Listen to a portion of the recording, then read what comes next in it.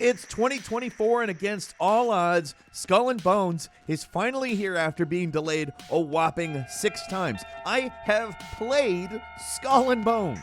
You can play it. It's real. It exists. And it only took 11 years of clueless management, directionless development, tons of people quitting, and a lot of bad decision-making to finally get it out the door. Hi, folks. It's Falcon, and today on gameranx, we asked the question, what went wrong with Skull and Bones?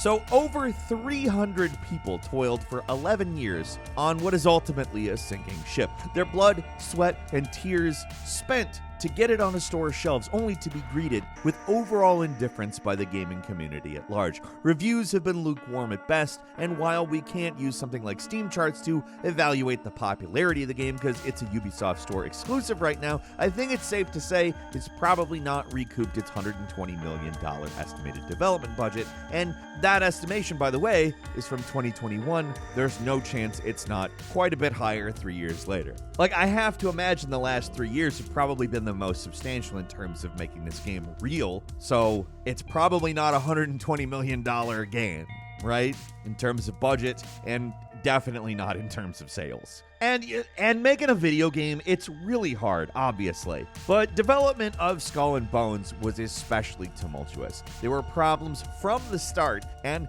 they only got worse as development progressed. One anonymous former developer put it best: if Skull and Bones were at a competitor, it would have been killed 10 times already. It's an impossible game. Nobody liked working on it, nobody wanted to play it, but Ubisoft spent over $100 million to get it made. How does something like that even happen? So what is it? What happened here? Let's go back to the Ubisoft press conference in E3 2017. Skull and Bones was officially announced, and already people were confused. You hear Ubisoft, you hear Pirate Game, what does everybody think of? Assassin's Creed 4 Black Flag, which is, by the way, one of the better games of the series. So right there's expectations already set. You're thinking of ship combat, yeah, but also an open world with swashbuckling adventures on foot. That's what people expected, and also very explicitly what they wanted. A Black Flag follow-up with the Assassin's Creed license filed off, and some new stuff. That's all Skull and Bones had to be. In fact, that wouldn't have really been a difficult game to make had they simply just started off with the Assassin's Creed Black Flag base and made different content to put into it. They could have done that in a year or two after Black Flag came out. But instead of something someone might theoretically ask for, they showed us Loot Hunt in a 5-on-5 multiplayer arena thing. Nobody knew exactly what this game was supposed to be. From what I can gather, it sounds like it was mostly meant to be an arena-based multiplayer thing, but Ubisoft was trying to replicate their success with Rainbow Six Siege with pirate ships, which, alright, okay. That's not why you announced the game in the first place, was it? This game changed focus so many times over the years, but the one thing that remained consistent was the last thing, but with pirate ships. Everything else changed, but that one part of the vision remained the same, and for one simple reason. Ubisoft Singapore, the lead developers of Skull and Bones, were the ones who created the entire ship combat model for Assassin's Creed 3. Ship combat was basically the one thing they knew they could do well, so they crammed that square peg in every round hole they could think of. And funny enough, the game was always going to be some kind of spiritual successor to Black Flag. Back in 2013, when development first started, it was meant to be a multiplayer expansion to that game. It was later transitioned off into a Black Flag Infinite, a MMO spinoff, and that was before it became its entire own standalone thing. That version of the game was originally meant to come out Q4 2018. Then it got pushed back again, and again, and again, blowing past its estimated budget multiple times over. Nobody could seem to agree on a consistent direction to take the game. Managers would come in, make radical changes to the team, completely alter the direction, and then leave, only for someone else to step in, shuffle people around again, come up with a bunch of new ideas, reset development, and cycle continues. Basic ideas like, is this an open world or is it split up into zones, and is there a single player campaign? Do you play as a ship or as a person? These questions would be left unresolved for years at a time. From everything I have read, it seems the basics of ship combat were always present in some way, but pretty much everything else was left up in the air. How do you make a game for that long without knowing if you can even walk around on foot or not? That's the problem with the revolving door of management. It's not even that the vision for the game changed a lot, it's that there were long periods of time where there was no vision. Even past 2018, they were still prototyping major parts of the game, years into development. Basic features like trading and backend stuff like databases just remained broken or unfinished, left to rot for months or years, only to be brought back again and completely revamped. It was a whole lot of rushing around to get things done, but development was basically like a dog chasing its own tail. Ubisoft's Singapore studio was also huge, so while the design team struggled, a lot of others were working on art assets that would eventually get thrown out. First, there was a transition to PS4 Pro, then PS5, and both times development had to slow down while the engine was upgraded so it wouldn't look horribly outdated. At one point, development pretty much stopped for 6 months just for engine upgrades. Even with all the work they did to try to modernize the visuals too, you can't look at the game and not see a PS4 game. No matter how much they tried to dial it up, it didn't look all that good during the initial previews, and it doesn't look a lot better now. Months would go by with zero progress, but it's not like everybody was just taking it easy. They were all being forced to work full tilt, but their work would just never see the light of day, which sucks. Teams would just churn out assets. Those assets would eventually become outdated again. They'd be forced to do all that same work another time. It had to be demoralizing to see all this stuff built for a game thrown out, not even for a good reason. From everything I have read, it seems like Skull and Bones was just incompetently managed, full stop. Former employees complained that leadership was often arrogant and dismissive of any criticism whatsoever. There was also a pretty clear cultural divide with the local Singapore developers, always secondary to people brought in from other studios or the main office in France. The whole place sounded incredibly dysfunctional, and it's no surprise that a lot of employees eventually just jumped ship. It seems like a miracle that anything gets done at Ubisoft at all, but I think that mostly just comes down to the majority of their games coming from established teams who know what they're making.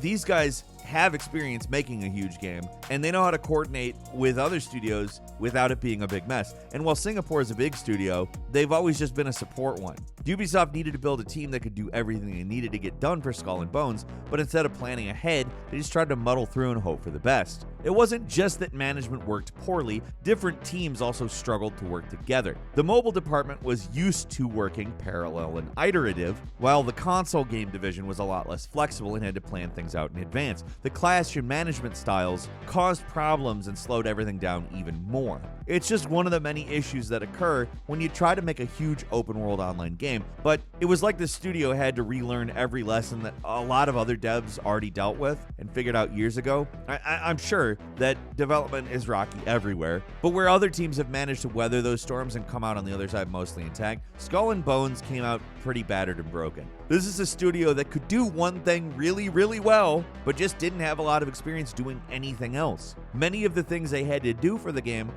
it was all completely new territory for the development staff, and it took years to learn, only for all that knowledge to disappear when that person eventually got frustrated and left. As one former employee said, the staff eventually became less experienced as development wore on. Senior designers and devs would leave to work on other projects at Ubisoft or get poached by tech companies that offered better pay, taking all their experience and institutional knowledge with them, which slowed things down even more. In 2019, the game, I guess mostly, found a basically consistent vision, a bog standard Ubisoft game with some crafting elements in a big open world. It's funny reading some of the interviews where they talk about finding this new creative vision. Like they had this eureka moment where they realized it should be a live service open world game with survival crafting elements. Wow. And it only took 7 years to figure that out. Just make Black Flag again, but without all those unnecessary features like a story mode and third-person combat. Nobody cares about that stuff, right? You'd think that'd be the end of it, that they've got the game figured out at this point, right?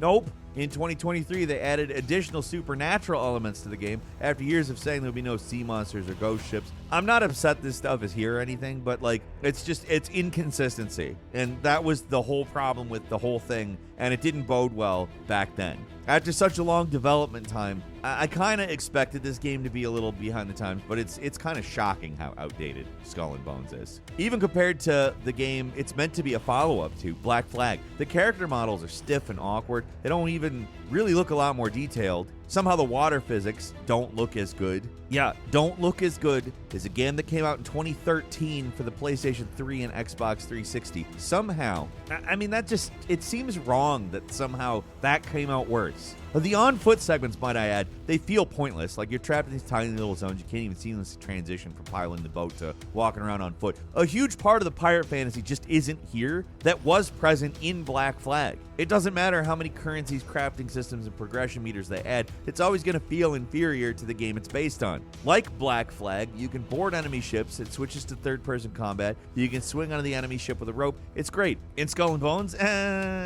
you aim at the ship for a second, then watch a cutscene. It's clearly inferior. The thing is, they knew what everyone was going to compare this game to. The lead designer even mentioned it by name back in 2022 when the game was re-revealed, saying, "We were a little sad that some people expected Assassin's Creed Black Flag 2.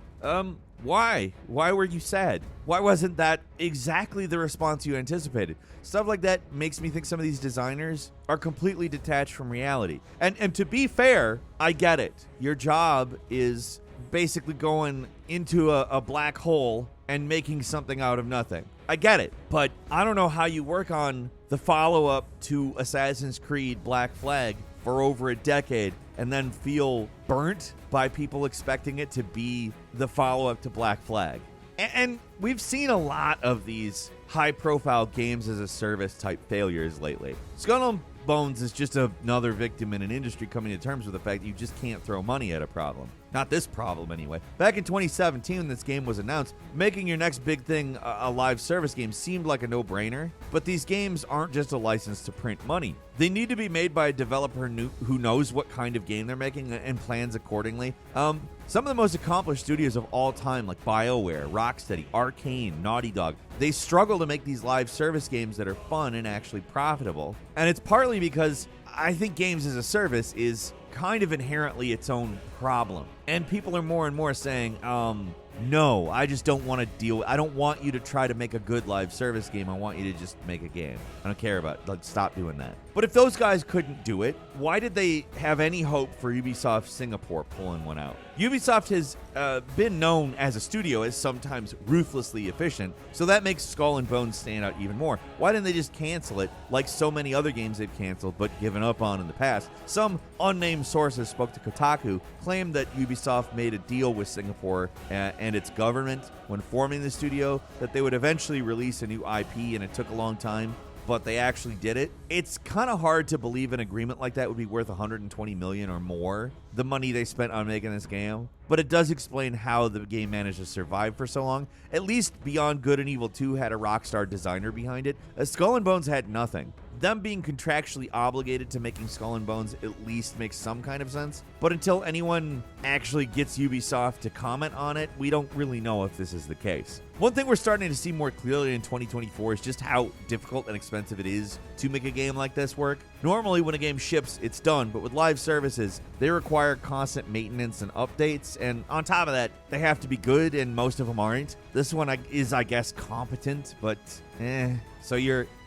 spending a bunch of money maintaining a competent thing that no one is excited about. And a lot of developers struggle with the expectations of a live service game post-launch when the game's good, when it's like a standout, incredible title. This game's development was just in shambles before the game even came out. I haven't talked much about the actual game because there's not a lot to talk about. It's Black Flag with a bunch of standard service crap on top of it, and honestly, a lot of the good stuff from Black Flag either nerfed or just not there. It's got no real identity of its own outside of the Assassin's Creed Association. It's dull. Looking at it kind of makes me want to take a nap, and your time would probably be spent better taking a nap. At least that's my opinion. It's not offensive or shockingly bad or anything, but it's a game, it feels really out of date and unambitious, even though it took years of backbreaking work to make. It's one of those types of games where hundreds of people worked on it and clearly put their heart and soul into it, but when you play it, it seems like nobody cared. Skull and Bones spent 11 years trying to find an identity, and the best they could do was settle on generic live service game. Yeah, Assassin's Creed games aren't generally the most ambitious ever, but if they just made Black Flag 2, it would have been so much better than this. And that's all for today. Leave us a comment. Let us know what you think. If you like this video, click like. If you're not subscribed, now's a great time to do so. We upload brand new videos every day of the week. Best way to see them first is, of course, a subscription, so click subscribe. Don't forget to enable notifications, and as always, we thank you very much for watching this video. I'm Falcon. You can follow me on Twitter at FalconHero. We'll see you next time right here on GameRanx.